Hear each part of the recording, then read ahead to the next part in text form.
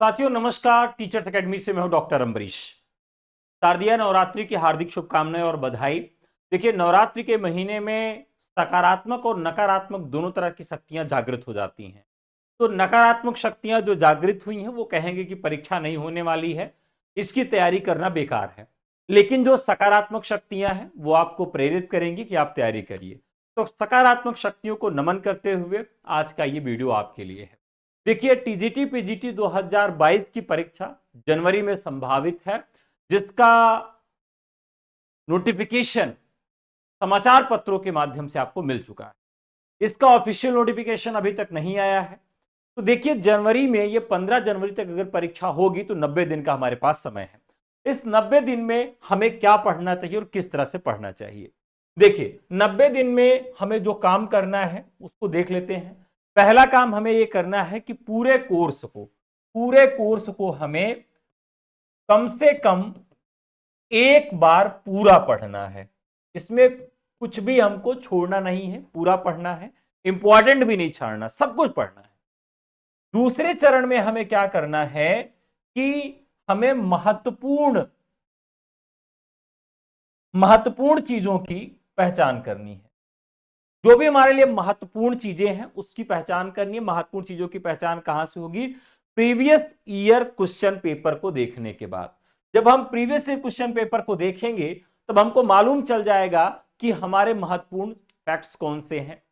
तो महत्वपूर्ण प्रश्नों को हम वहां से खोजेंगे और उसके बाद फिर थर्ड में जब हम इसकी तैयारी करेंगे तो चैप्टर वाइज हम रिवीजन करेंगे। चैप्टर वाइज रिवीजन करने के बाद हम ओएमआर सीट पे प्रीवियस ईयर क्वेश्चन पेपर को सॉल्व करेंगे।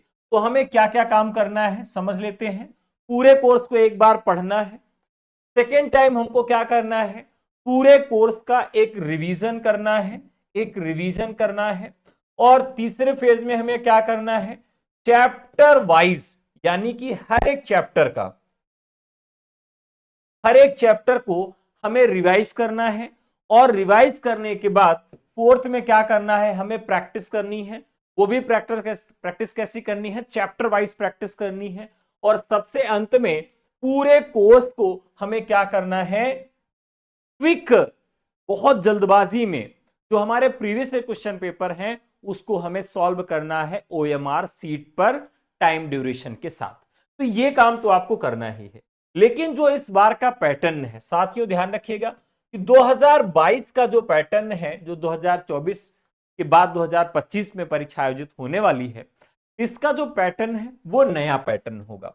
और इस नए पैटर्न में माननीय योगी आदित्यनाथ जी ने आदेशित किया है कि इसके लिए नए प्रश्न बैंक तैयार किए जाएं।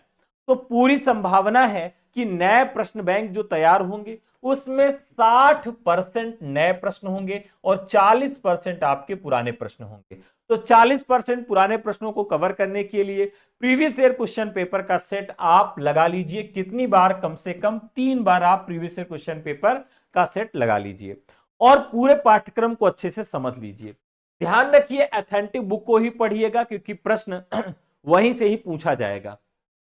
अब इस बार देखिएगा कि हिंदी में जहां जहां से प्रश्न अधिक पूछा जाएगा। देखिए, जितने राष्ट्रवादी कवि हैं, जितनी राष्ट्रीय विचारधाराएं हैं और जो भी भक्तिकाल है, तो भक्तिकाल से सबसे अधिक प्रश्न पूछे जाएंगे।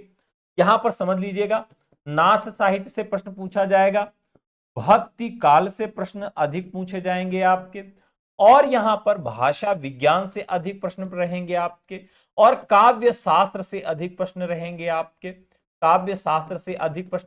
आपके, ठीक है। व्याकरण में भी अच्छे खासे स्तर के प्रश्न पूछे जाएंगे। व्याकरण में रस, छंद और अलंकार, इनसे आपके नए प्रश्न रहेंगे। यानी जो परंपरागत उदाहरण आपको देखने के लिए मिल रहे थे रस, छंद, अलंकार के, वो बिल्कुल नहीं मिलेंगे। काव्य शास्त्र में जो पंक्तियां हैं वो अधिक पूछी जाएंगी आपकी कि यह पंक्ति किसकी, वो पंक्तियां आप पहचान सकिए। और काव्य शास्त्र में ध्यान रखिएगा, उदाहरण खूब सारे पूछे जाएंगे। कैसे उदाहरण पूछे जाएंगे? जैसे आपसे पूछ लिया जाएगा कि सब शक्तियां कौन सी हैं, काव्य गुण कौन से हैं, काव्य दोष कौन से हैं, उनकी पंक्तियां आपको दे दी जाएंगी, आपसे प्रश्न पूछा जाएगा। व्याकरण वाले खंड में अपवाद के जितने प्रश्न हैं उनसे प्रश्न पूछा जाएगा। शब्दकोश से आपके यहां बहुत अच्छे स्तर का प्रश्न पूछा जाएगा। तो आप टारगेट कर लीजिए कि आज से ही पर डे 10 शब्द आप नए खोजेंगे। तो जितने भी हैं शब्दकोश वाले प्रश्न अच्छे रहेंगे, संधियां और समास बहुत अच्छे स्तर का पूछा जाएगा। ध्यान रखिएगा संस्कृत व्याकरण, इस पर भी आपको काफी फोकस करना है। संस्कृत व्याकरण जो है यह बहुत स्तरीय पूछा जाएगा इस बार, अपवाद के प्रश्न पूछे जाएंगे और संस्कृत साहित्य में भी ऐसे प्रश्न पूछे जाएंगे जो आपको अचंभित करेंगे। संस्कृत साहित्य में जो काव्य पंक्तियां हैं वो आपसे पूछी जाएंगी, ये काव्य पंक्ति किसकी है, जैसा कि पिछले बार पूछा गया था। टीकाएं पूछी जाएंगी संस्कृत साहित्य में, अमुक टीका किसके द्वारा लिखी गई है, यानी कि स्तरीय प्रश्न पत्र आपके सामने देखने के लिए मिलेगा। 2021 से भी कठिन पेपर इस बार आपको देखने के लिए मिलेगा। टीजीटी का पेपर कठिन होगा और पीजीटी का पेपर आसान होगा। अब यहां पर एक चीज और समझ लेते हैं कि जिस प्रकार का पेपर बनेगा उस पेपर में काव्य की पंक्तियां खूब पूछी जाएंगी। किस तरह की काव्य की पंक्तियां आपसे पूछी जाएंगी कि यह काव्य पंक्ति किसकी है, और काव्य की पंक्तियां वो पूछी जाएंगी जो आप बहुत कम पढ़े या ना के बराबर पढ़े हैं। जैसे आपसे पूछ लिया जाएगा नंददास की पंक्तियां, आपसे पूछ लिया जाएगा चतुर्भुज दास की पंक्तियां। इस तरह से अगर कृष्ण काव्य पूछेगा तो इस तरह से काव्य पंक्तियां पूछ लेगा। राम काव्य में जो परंपरित और चर्चित कवि नहीं है उनकी काव्य पंक्तियां पूछ लेगा। और पूरे पाठ्यक्रम में लगभग 10% ऐसे कवि, रचनाकार, उपन्यासकार, कहानीकार आपसे पूछे जाएंगे जो 2000 से लेकर 2020 तक के होंगे, यानी जो एकदम नवीनतम रचनाकार हैं वहां से भी आपके 10 प्रश्न लगभग पूछे जा सकते हैं। इसकी तैयारी आप रखिएगा। सबसे ज्यादा महत्वपूर्ण खंड आपके लिए क्या है? आलोचनात्मक कथन है। आलोचनात्मक कथन है। यहां आप देखिएगा कि आलोचनात्मक कथन बच्चन सिंह के अनुसार, हजारी प्रसाद द्विवेदी के अनुसार, रामविलास शर्मा के अनुसार, रामचंद्र शुक्ल के अनुसार, रामस्वरूप चतुर्वेदी के अनुसार, नामवर सिंह के अनुसार, रामविलास शर्मा के अनुसार, तो ये जो आलोचनात्मक कथन है इनसे भी प्रश्न खूब पूछे जाएंगे और काव्य पंक्तियां भी खूब पूछी जाएंगी। ये भी आप अच्छे से समझ के रखिएगा। इसके अलावा एक चीज जो आपको बहुत ध्यान रखनी है कि पाठ्यक्रम में आपके जो नहीं भी है उससे भी 2-3 प्रश्न पूछे जाएंगे। जैसे भाषा विज्ञान, तो भाषा विज्ञान और संस्कृत व्याकरण और संस्कृत साहित्य में ऐसे भी चीजें हैं जो पाठ्यक्रम में नहीं दी गई हैं, उनसे भी प्रश्न आपके पूछे जाएंगे। इसके अलावा जो पाश्चात्य काव्य शास्त्र है, ध्यान रखिएगा, पाश्चात्य काव्य शास्त्र जो आपके यहां है उससे भी प्रश्न पूछे जा सकते हैं, 1 या 2। पिछली बार भी आपने देखा होगा कि देरीदा का विखंडनवाद आपसे पूछा गया था, जो कि पाश्चात्य काव्य शास्त्र का प्रश्न है। इस तरह से पाश्चात्य का काव्य शास्त्र और भारतीय काव्य शास्त्र से प्रश्न पूछे जाएंगे, ये बहुत महत्वपूर्ण है। तो भारतीय काव्य शास्त्र और पाश्चात्य काव्य शास्त्र में जो काव्य शास्त्री की शब्दावलियां हैं वहां से प्रश्न आपके पूछे जाएंगे।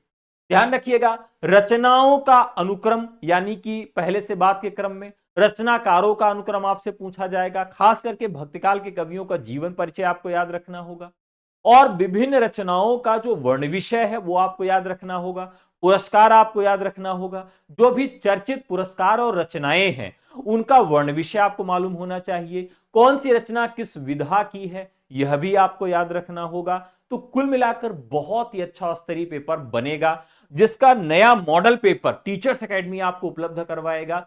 10 मॉडल पेपर आपके लिए उपलब्ध करवाए जाएंगे और इसी नए पैटर्न को लेकर 90 दिन का टारगेट बैच आपके लिए बनाया जा रहा है कि 90 दिन में ये सारी चीजें आपको पढ़ा दी जाएंगी नए पैटर्न के अनुसार।